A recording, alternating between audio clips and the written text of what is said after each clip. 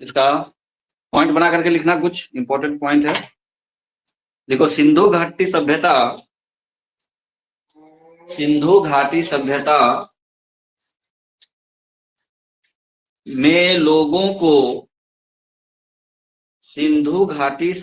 में लोगों को लोहे का ज्ञान नहीं था।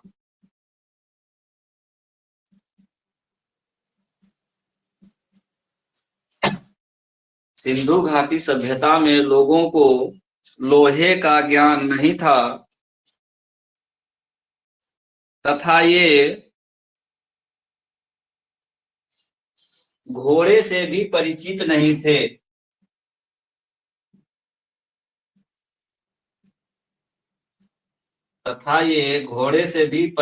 नहीं थे। परंतु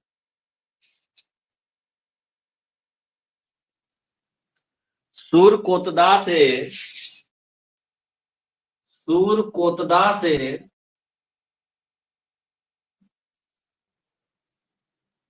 घोड़े के हड्डी के साक्ष्य मिले हैं।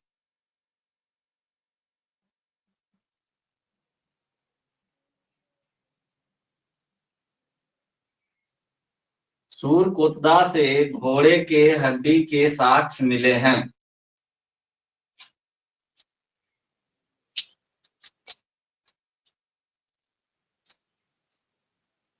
लिखो, सैंधववासी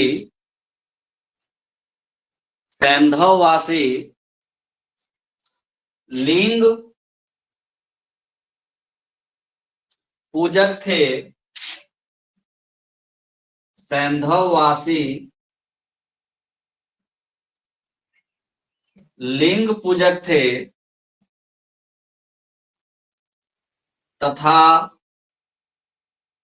आर्य लोग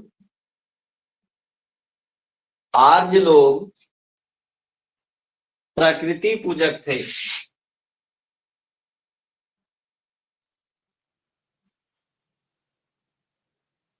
सैंधववासी लिंग पूजक थे तथा आर्य लोग प्रकृति पूजक थे।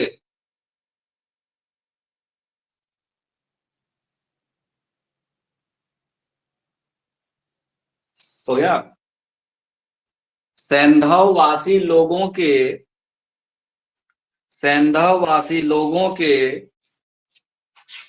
बर्तन मुख्यतः लाल रंग के होते थे, परंतु कुछ स्थानों से गुलाबी रंग के बर्तन भी प्राप्त हुए हैं। परंतु कुछ स्थानों से गुलाबी रंग के बर्तन भी प्राप्त हुए हैं।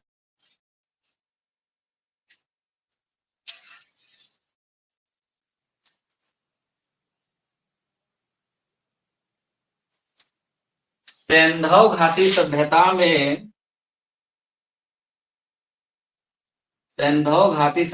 में संभवतः दास प्रथा प्रचलन में थी। सैंधव घाटी सभ्यता में संभवतः दास प्रथा प्रचलन में थी। पूरा सटीकली नहीं कहा जा सकता है, लेकिन शायद।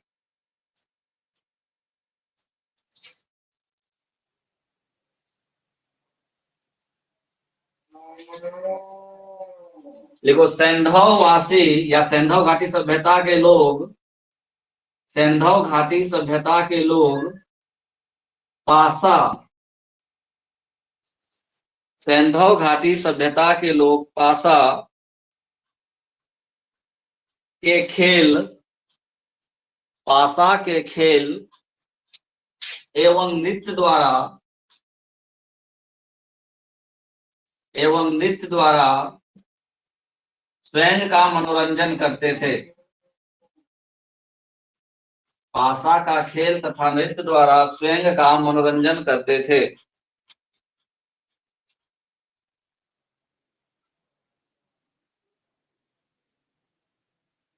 देखो, सिंधु घाटी सभ्यता से, सिंधु घाटी सभ्यता से, सर विवेक कनेक्ट नहीं हो पा रहा है, एक बार करिए ना फिर से। यहाँ से थोड़ी प्रॉब्लम है, उसका वहां से प्रॉब्लम है। यहाँ से कोई बोलो उसको, बीपीएससी वाला में करेगा, दूसरा में लिंक में क्लिक कर रहा होगा। सब मैसेज कर दो। आगे आगे क्या लिखवा रहे थे?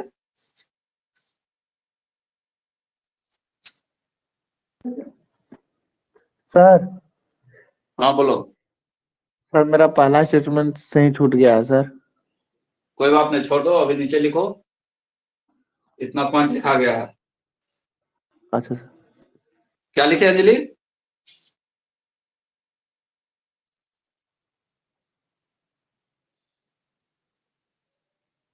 तुम मैसेज करने लगे क्या?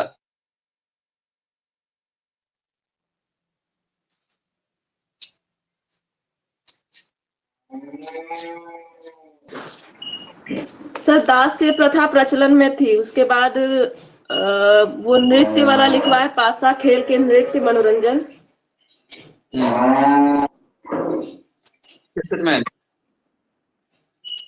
सर मेरा छूट गया, विवेक का फोन आ गया था उसी में। चलो ठीक है, लिख लो, दोबारा से लिख लो। सिंधु घाटी सभ्यता के लोग यातायात के लिए बैलगाड़ी का प्रयोग करते थे। सिंधु घाटी सभ्यता के लोग यातायात के लिए बैलगाड़ी का प्रयोग करते थे,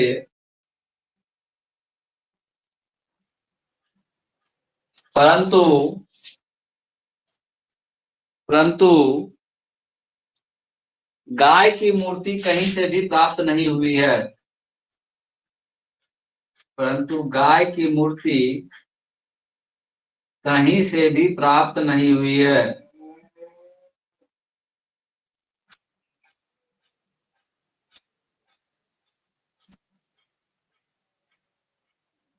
गाय का कोई प्रमाण नहीं मिला है, ठीक है। यातायात कर रहा था बैलगाड़ी में, इसका प्रमाण है, लेकिन गाय की मूर्ति का कोई प्रमाण नहीं मिला है, ठीक है। और एक शब्द लिखवाए थे कल, टेराकोटा। टेराकोटा लिखो। सिंधु घाटी सभ्यता के लोग, सिंधु घाटी सभ्यता के लोग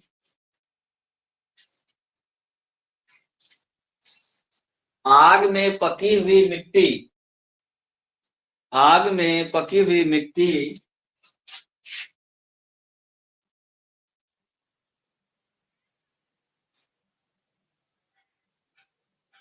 मिट्टी की सामग्रियां बनाते थे, आग में पकी हुई मिट्टी की सामग्रियां बनाते थे,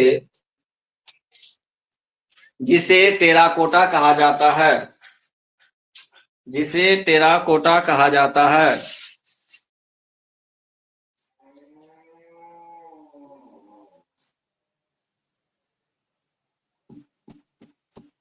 लिख लिए?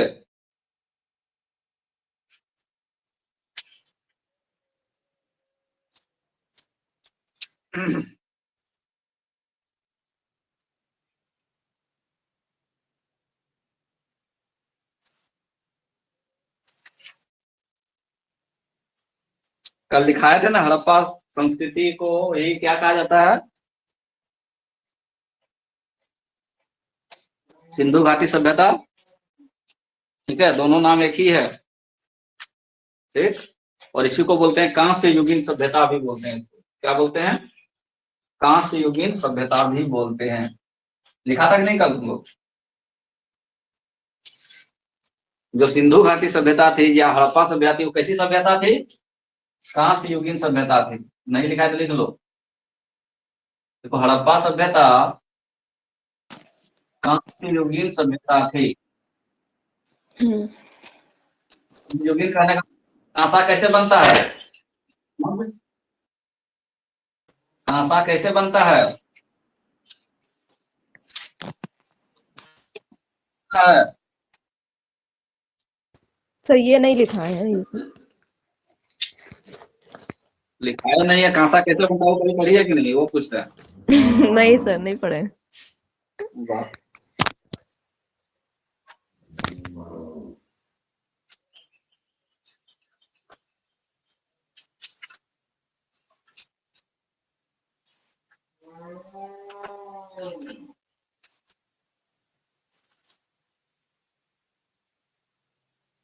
चलो लिख लो, यहां से हमेशा कहीं ना कहीं क्वेश्चन दिख जाएगा। कांसा के लिए दो चीजों की आवश्यकता होती है, एक तांबा। तांबा तो पहले भी मिल चुका था, सबसे पहला धातु जो मानव को मिला था क्या मिला था? तांबा मिला था। तांबा को इंग्लिश में क्या बोलते हैं? कॉपर, Cu प्लस 3, इंग्लिश में बोलते हैं इसको Fn। ठीक है, तांबा और तीन, तो तांबा और तीन में को मिला करके क्या बनाया जाता है? कांसा, कांसा ब्रोंज। बनाया जाता है।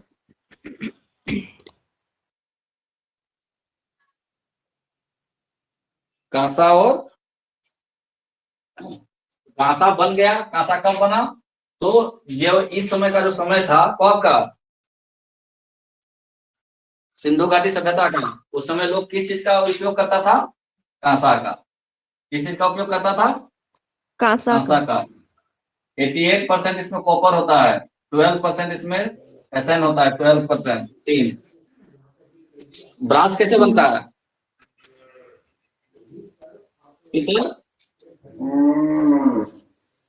अच्छा लिख लो यहीं पे, पीतल, इंग्लिश में बोलते हैं इसको brass.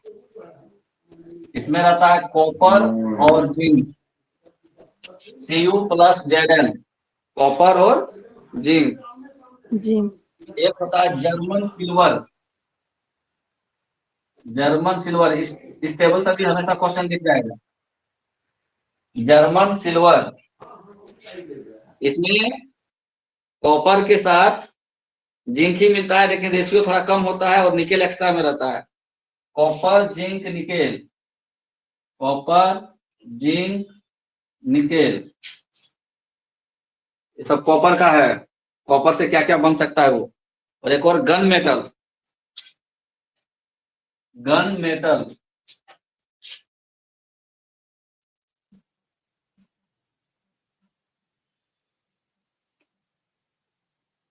Copper plus, gun metal का लिखो copper plus zinc plus Sm, copper plus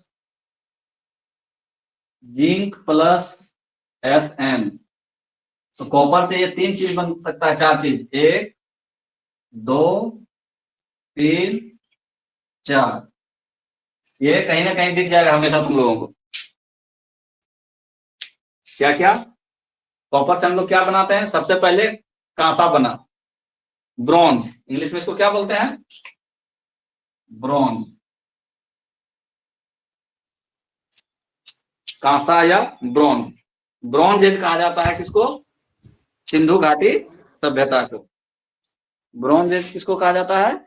Sindhu घाटी सभ्यता को। मतलब इस समय का जो लोग था इतना अपने आप को डेवलप कर चुका था कि ये लोग कॉपर का 88% और तीन का 12% मिला करके कांसा बना लेता था।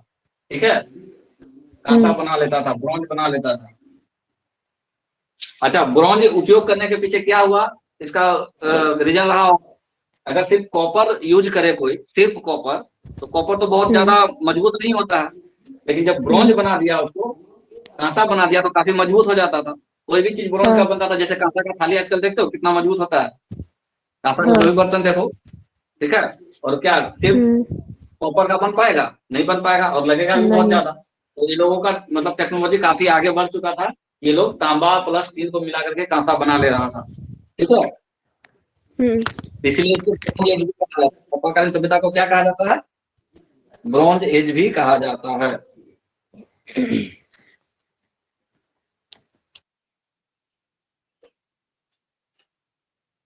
अब लिखो हड़प्पा कालीन सामाजिक जीवन।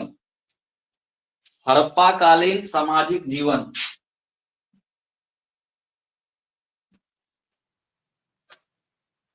हड़प्पाकालीन सामाजिक जीवन।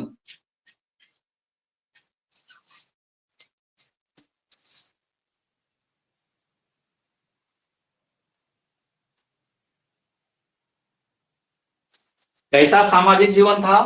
तो पहला पॉइंट लिखो, हड़प्पाकालीन समाज मातृसत्तात्मक था।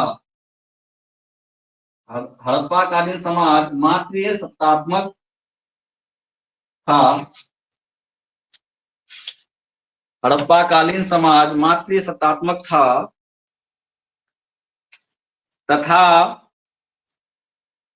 इस समय के लोग शांति प्रिय जीवन व्यतीत करते थे।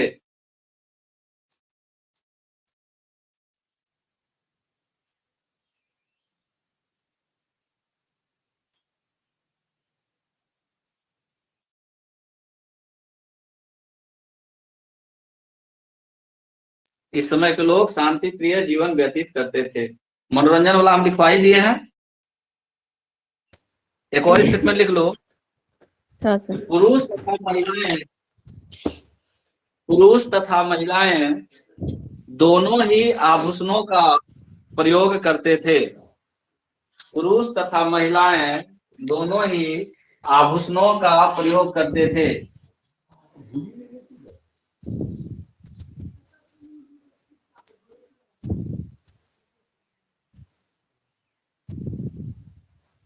आभूषण का प्रयोग दोनों लोग करते थे।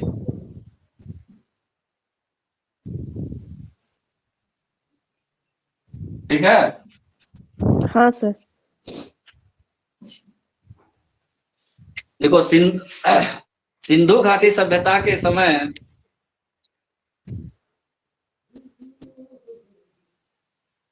सिंधु घाटी सभ्यता के समय मनोरंजन का एक अन्य साधन पशुओं की लड़ाई भी था। मनोरंजन का एक अन्य साधन पशुओं की लड़ाई। बैल की लड़ाई देखा है गांव में? अभी भी लोग लड़ाता है। होली के समय लड़ाता है ना सर? नहीं, दिवाली के बाद। कभी नहीं, दिवाली के बाद, काली पूजा में। हाँ, काली पूजा में लड़ाता है। पशुओं की लड़ाई एक मनोरंजन का एक साधन था। ठीक है।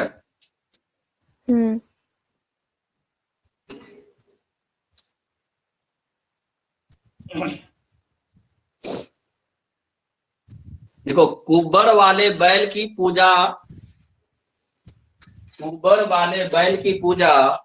सिंधु घाटी सभ्यता के लोग क्या करते थे? कुब्बड़ वाले बैल की पूजा सिंधु घाटी सभ्यता के लोग क्या करते थे?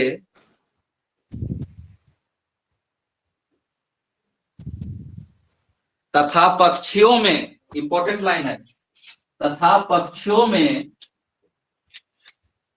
फाख्ता पक्षी की पूजा करते थे। फाख्ता पक्षी की पूजा करते थे। पशु में कुब्बड़ वाला बैल और पक्षी में फाख्ता पक्षी। सर फारखा है। खौ है, खौ। अच्छा। फाख्ता।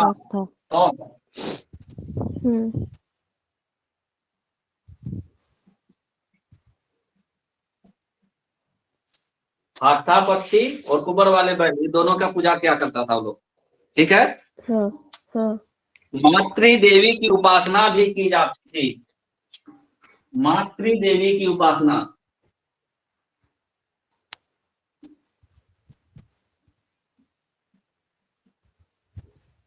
मातृ देवी की उपासना भी की जाती थी। हाँ सर। सिंधु घाटी सभ्यता में वृक्षों का पूजन किया जाता था। सिंधु घाटी सभ्यता में वृक्षों का पूजन किया जाता था, परंतु इस समय मंदिर के साक्ष्य नहीं मिले हैं। यानी मंदिर नहीं था, परंतु इस समय मंदिर के साक्ष्य नहीं मिले हैं। इस समय के मंदिर के साक्ष्य नहीं मिले हैं, परंतु इस समय के मंदिर के साक्ष्य नहीं मिले हैं।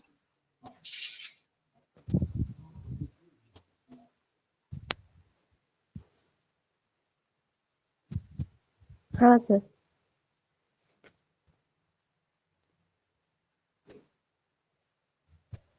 सिंधु घाटी सभ्यता के लोगों का मुख्य व्यवसाय, सिंधु घाटी सभ्यता के लोगों का मुख्य व्यवसाय कृषि, पशुपालन तथा उद्योग था। सिंधु घाटी सभ्यता के लोगों का मुख्य व्यवसाय कृषि, तथा उद्योग था। पशुपालन तथा उद्योग था। हाँ। कालीबंगा से जुते हुए खेत का प्रमाण मिला है। लिखवाया भी है, दोबारा से कृषि की बात हो गई तो कैसे हम लोग प्रमाणित किए, तो कालीबंगा से क्या मिला है, जुते हुए खेत जुते का हुए प्रमाण खेत। मिला है।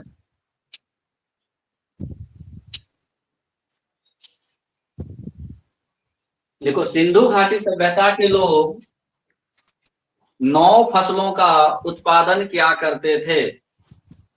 सिंधु घाटी सभ्यता के लोग 9 फसलों का उत्पादन किया करते थे, जिनमें गेहूं तथा जौ प्रमुख है। जिनमें गेहूं तथा जौ प्रमुख है।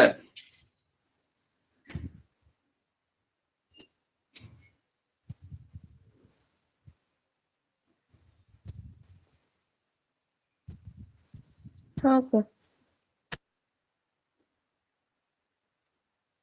हो गया। हाँ। गेहूं और जौ का प्रमाण कहाँ से मिला था?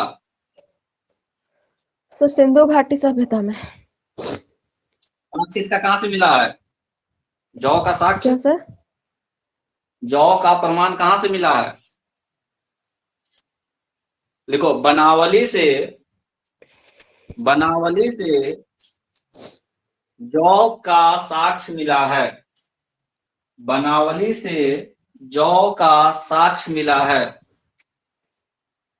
लिखवाए हैं हाँ। कल भी, टेबल में लिखवाए सर थे। हम पढ़े ही देखो, नहीं हैं। सिंधु घाटी सभ्यता के लोग, सिंधु घाटी सभ्यता के लोग कपास उत्पादन करने लगे थे। सिंधु घाटी सभ्यता के लोग कपास उत्पादन करने लगे थे।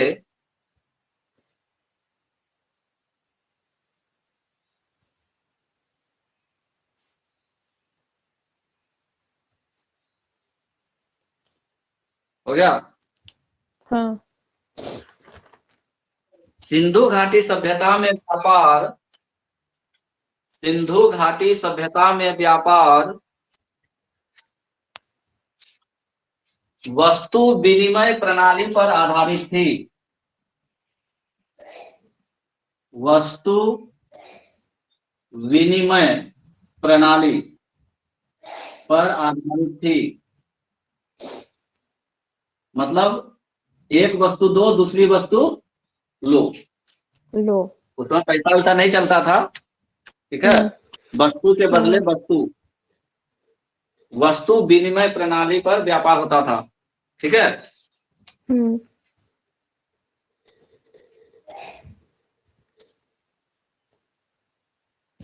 देखो, सिंधुवासी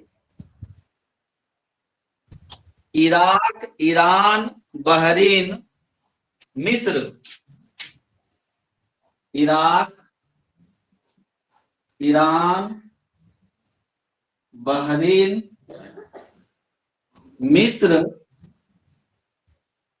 के लोगों के साथ भी व्यापार करते थे। इराक, ईरान, बहरीन, मिस्र के लोगों के साथ भी व्यापार करते थे।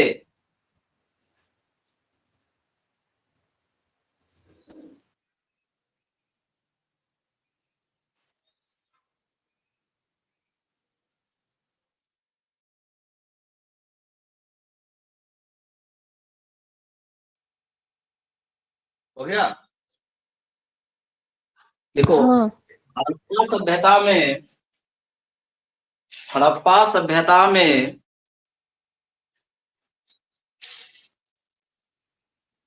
मोहर मुहर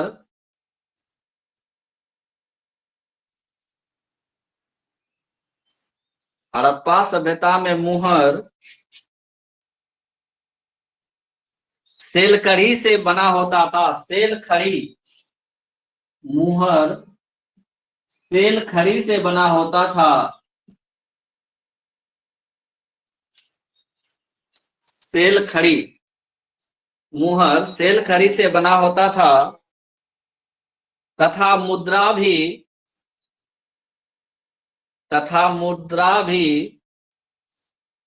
सेलखड़ी से ही बनाए जाते थे। तथा मुद्रा भी सेलखड़ी से ही बनाए जाते थे।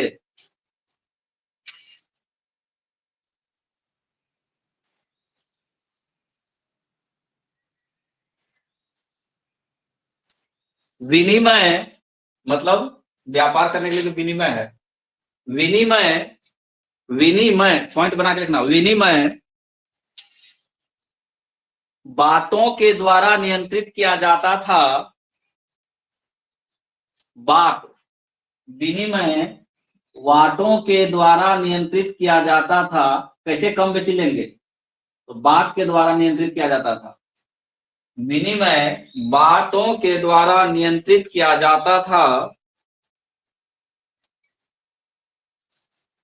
जो चर्त के बने होते थे। जो चर्त के बने होते थे। बाट किस चीज का बना होता था, चर्त का। हाँ ये बाट 16 या उसके आवर्तकों में होते थे।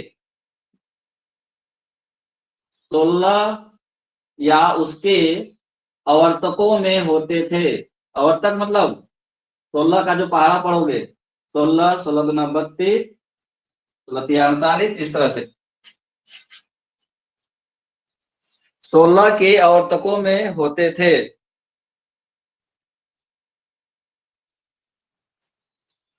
अगर पूछे कि किसका किसका था, तो 16 का था, फिर 64 का था, फिर 128 का बाट था। ठीक है, होना चाहिए वो कितना, 64 का ही।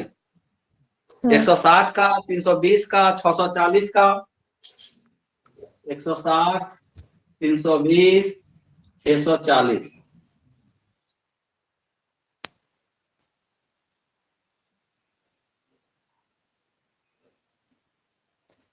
इतना ही लिखो, 16, 64, 160, 320, 640, 16 के आवर्तकों में।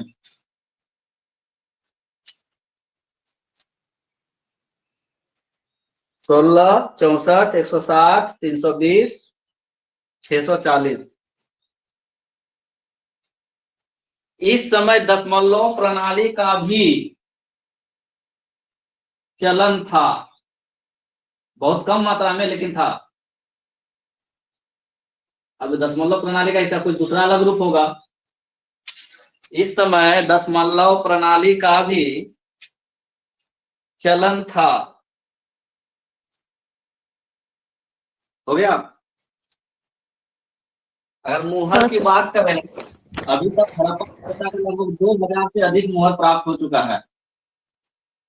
हड़प्पा सभ्यता में कितना मुहर अभी तक प्राप्त हो चुका है, 2000 से अधिक मुहर अभी तक 2000। प्राप्त हो चुका है। अच्छा, एक क्वेश्चन ये आ सकता है कि हड़प्पा की लिपि क्या थी। हमने कल जब बताए थे इतिहास को, जब डिवीजन किए थे, बोले थे प्रागैतिहासिक काल, आद्य ऐतिहासिक काल और ऐतिहासिक काल। तो सिंधु घाटी सभ्यता को कौन से काल में रखे थे, आद्य ऐतिहासिक में। किसमें रखे थे, आद्य ऐतिहासिक में। और आद्य ऐतिहासिक का क्या था डेफिनेशन, कि पुरातत्व साक्ष्य मौजूद हो। ठीक है, पुरातत्व साक्ष्य मौजूद हो, उसके बाद जो लिखित साक्ष्य है वो क्या चाहिए, पुरातत्व साक्ष्य, लिखित साक्ष्य। आद्य ऐतिहासिक काल को मानते थे, बताओ। जब आद्य ऐतिहासिक काल को बांटे थे तो क्या बोले थे? पुरातत्व साक्ष्य होना चाहिए मौजूद, और उसके बाद लिखित साक्ष्य होना चाहिए कि नहीं होना चाहिए? आद्य ऐतिहासिक हाँ होना सर, चाहिए, हाँ लेकिन उसको आप पढ़ नहीं सके, अपठनीय हो। वो कैसा होता है? हाँ अपठनीय हो। तो ये अपठनीय। लोग लिख करके तो गया है, कुछ ना कुछ ये लोग लिख करके गया है, लेकिन हम उसको पढ़ने में सक्षम नहीं है। यानी नहीं कुछ है। लिपि था इसका, क्या मतलब लिपि था इसका? लिपि हाँ होगा कि नहीं होगा? तो लिखो हाँ सिंधु घाटी सभ्यता की लिपि, सिंधु घाटी सभ्यता की लिपि चित्रात्मक थी। सिंधु घाटी सभ्यता की लिपि चित्रात्मक थी। सिंधु घाटी सभ्यता की लिपि चित्रात्मक थी, हम्म जो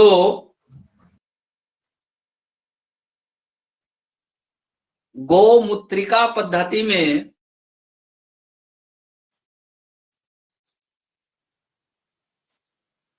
है। गौमुत्रिका पद्धति, गौमुत्रिका पद्धति में है।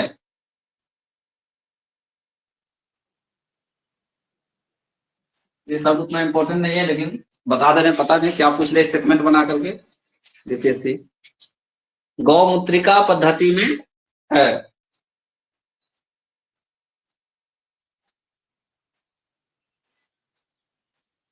तो क्या है? गौमुत्रिका पद्धति में जो चित्रात्मक लिपि है, इसको अभी तक कोई पढ़ पाया है? अपठनीय है, ये कोई नहीं पढ़ पाया नहीं है। सर ये। हाँ अगर पढ़ लेता तब तो इसको आधे ऐतिहासिक ऐतिहासिक काल से हटा देते, कोई पढ़ नहीं पाया है ये। ठीक है, अपठनीय है। हाँ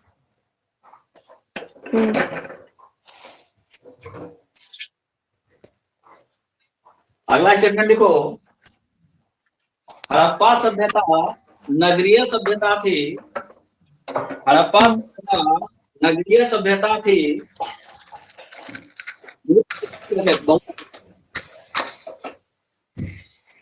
सर आवाज नहीं आ रहा। मेरा ही आवाज नहीं जा रहा, तुम्हारा म्यूट करो तो पहले तुम अपना। म्यूट। हड़प्पा सभ्यता नगरीय सभ्यता थी। हड़प्पा सभ्यता नगरीय सभ्यता थी, इंग्लिश में अर्बन सिविलाइजेशन। हड़प्पा सभ्यता नगरीय सभ्यता थी।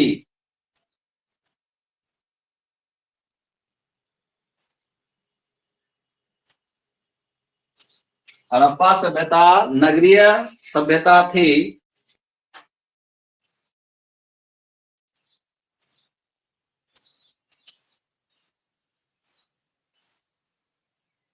तथा इसका नगर नियोजन, तथा इसका नगर नियोजन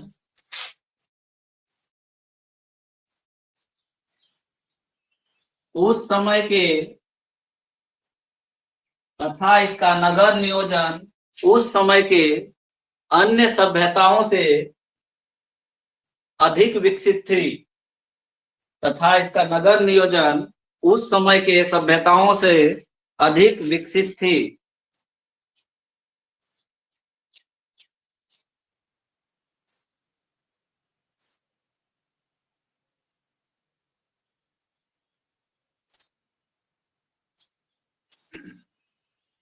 हो गया?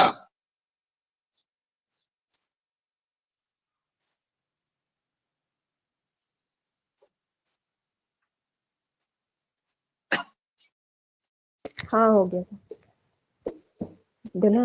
देखो, हड़प्पा सभ्यता के कई स्थलों से, हड़प्पा सभ्यता के कई स्थलों से मृण मूर्तियां प्राप्त हुई हैं। हड़प्पा सभ्यता के कई स्थलों से मृण मूर्तियां प्राप्त हुई हैं,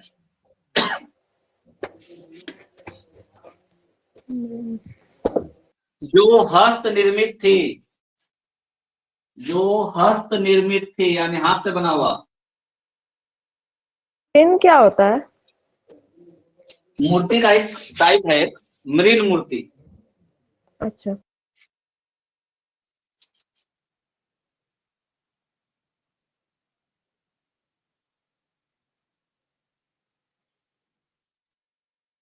देखो, हड़प्पा कालीन सभ्यता की मुहरें, हड़प्पा कालीन सभ्यता की मुहरें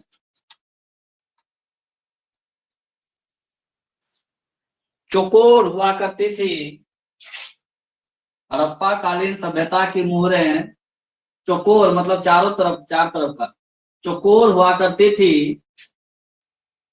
मुहरें कैसी थी? चौकोर चौकोर थी। हुआ करती थी। कहीं कहीं ऑप्शन में मिल जाएगा आयताकार, ठीक है, चौकोर या आयताकार, तो कंफ्यूजन नहीं करना। चौकोर हुआ करती थी। ब्रैकेट में लिख लेते हैं आयताकार भी। हाँ लिख लो, ऑप्शन में मिल सकता है। हो गया?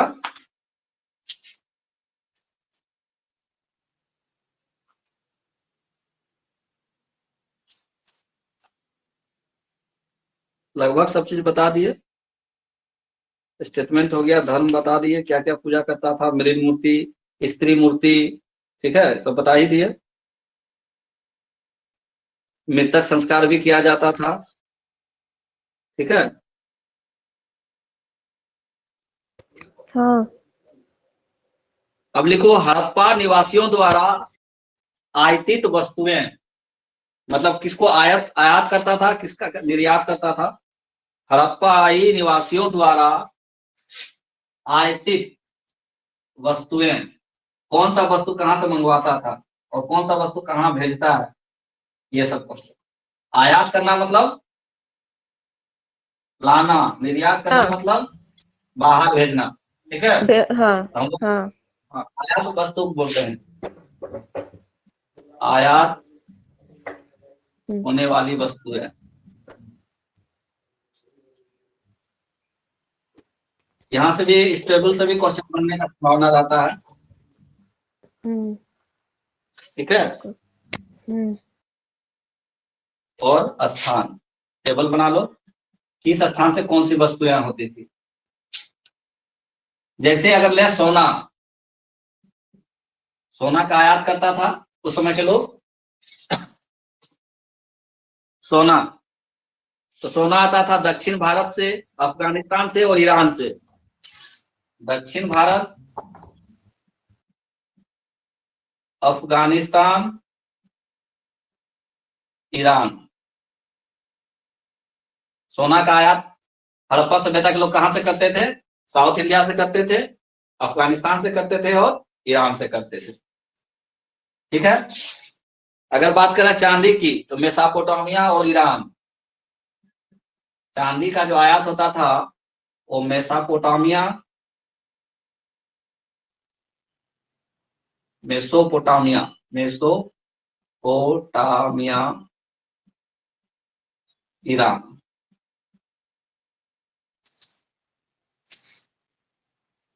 तांबा, तांबा तो आज भी है।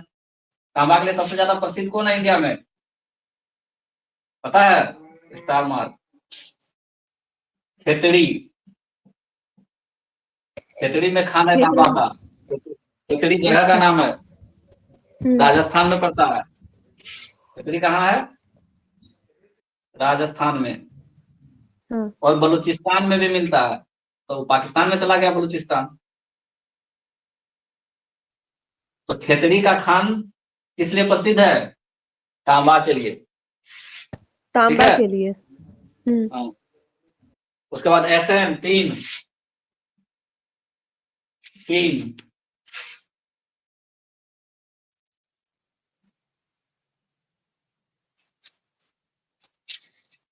3 कहां से आयात करता था ये लोग, लिख लो, ईरान और अफगानिस्तान,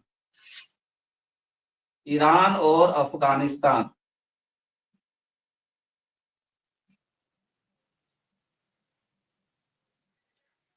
तीन, एक नाम है लाजवर्द मनी,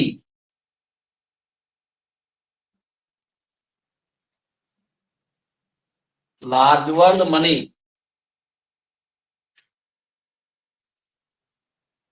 बदखसा करके एक जगह है, वहां से लाता था। बदखसा। लाजवर्द मणि का आयात कहां से करता था? बदखसा से। कीमती पत्थर।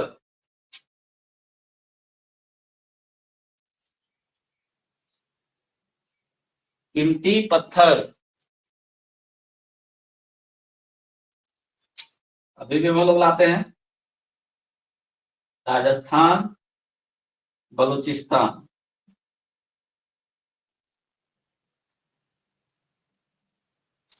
कीमती पत्थर राजस्थान से और बलूचिस्तान से। और मोहर बनाने के लिए क्या उपयोग करते थे? मोहर बनाने के लिए क्या उपयोग करते थे? सेलखड़ी। मोहर बनाने के लिए क्या उपयोग करते थे? सेलखड़ी। सेलखड़ी का उपयोग करते थे। सिक्का और सेलखड़ी मोहर। को कहां से जुटाया करता था? सेलखड़ी कहाँ मिलता है अधिकांशतः? सेलखड़ी कहाँ मिलता था? जहां से ज्यादा रहेगा वहीं से लाएगा मोहर बनाने के लिए। हाँ। सेलखड़ी लोग ईरान से मंगवाता था। अच्छा। सेलखड़ी कहाँ से मंगवाता था? ईरान से। ईरान से। हो गया। हाँ। तो ये सब याद रखना, इस टेबल से क्वेश्चन बन सकता है। सेलखड़ी का आयात ईरान से। सर इसका स्क्रीनशॉट बस ले लेते हैं। ले लो। इसका नहीं लिए इधर का। मैं लिए तो नहीं उधर दोबारा से। वीडियो चला के ले लेना। ठीक है सर, वैसे ये वाला हम लिख चुके हैं उधर सारा।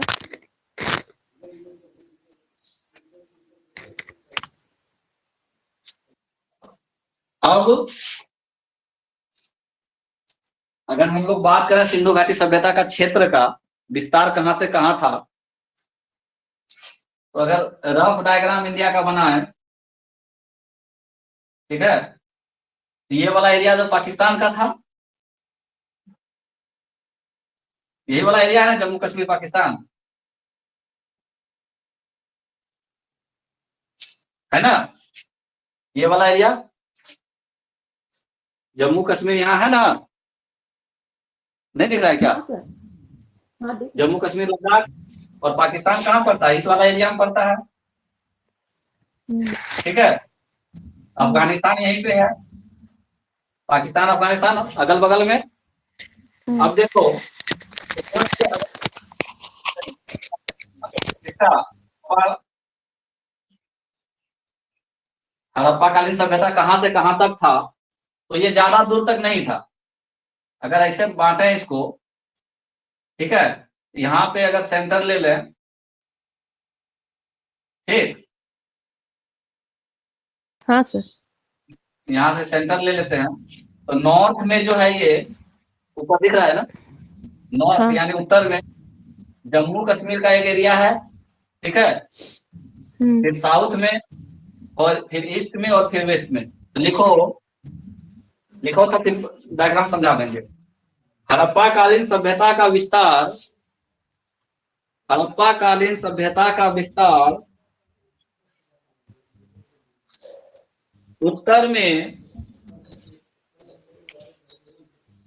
हड़प्पाकालीन सभ्यता का विस्तार उत्तर में हाँ। जम्मू कश्मीर के मांडा, जम्मू कश्मीर के मांडा तथा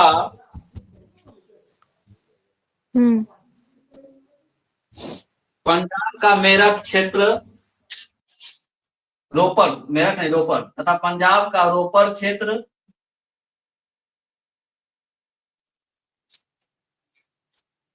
ठीक है, दक्षिण में,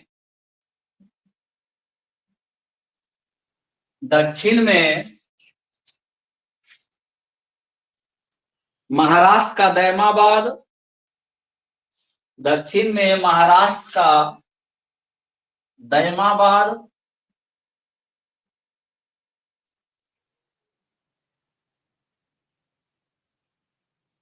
दक्षिण में महाराष्ट्र का दैमाबाद तथा गुजरात का भगत राव, गुजरात का भगत राव जगह का नाम है।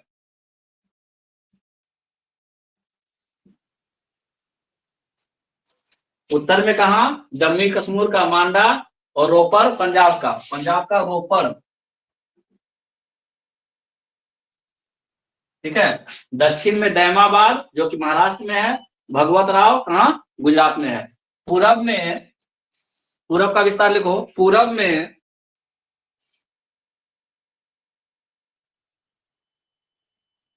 उत्तर प्रदेश के मेरठ क्षेत्र का आलमगीर नगर, उत्तर प्रदेश के मेरठ क्षेत्र का आलमगीरपुर, नगर नहीं लिखो, आलमगीरपुर लिखो, आलमगीरपुर।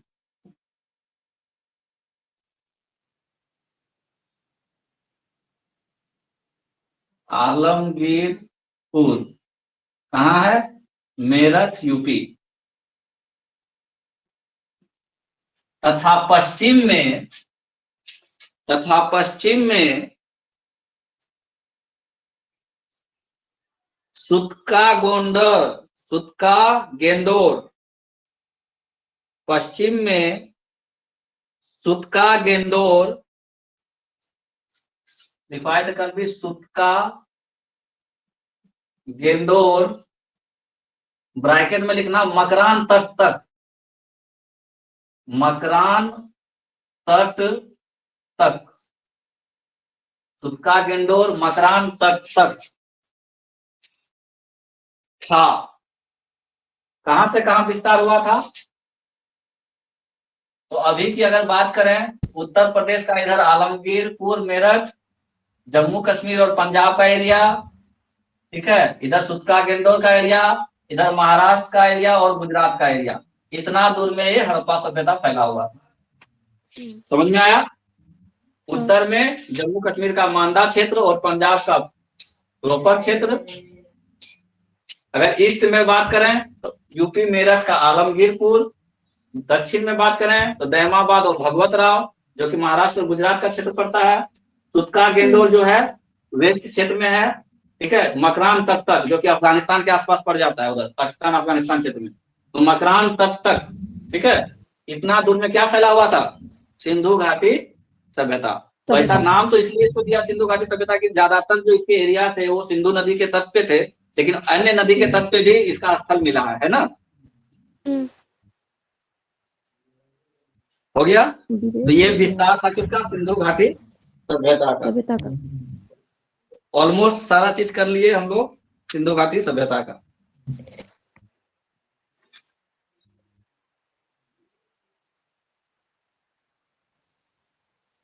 चाहुंदड़ो कहाँ है? सिंध में है कि पंजाब में है कि गुजरात में है कि बहावलपुर में है? चाहुंदड़ो या चाहुंदड़ो लिखा हुआ पूछेगा किस क्षेत्र में है? चाहुंदड़ो किस क्षेत्र में है? कल ही लिखा है सर।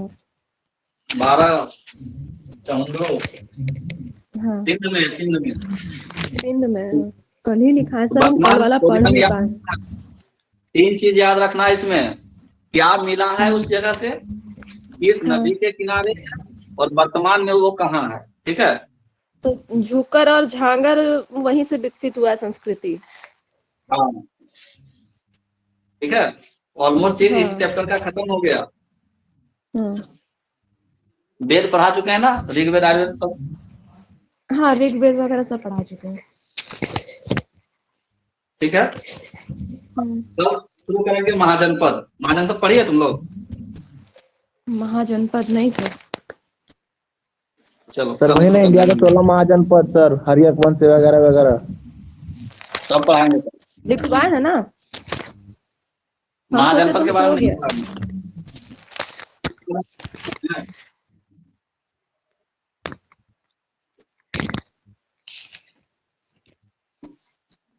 चलो ठीक है, क्लास इन कर। कुछ पूछना है तो पूछ सकता है। ये वाला समझ में आया कहां से कहां तक हड़प्पा काल सभ्यता विकसित हुआ?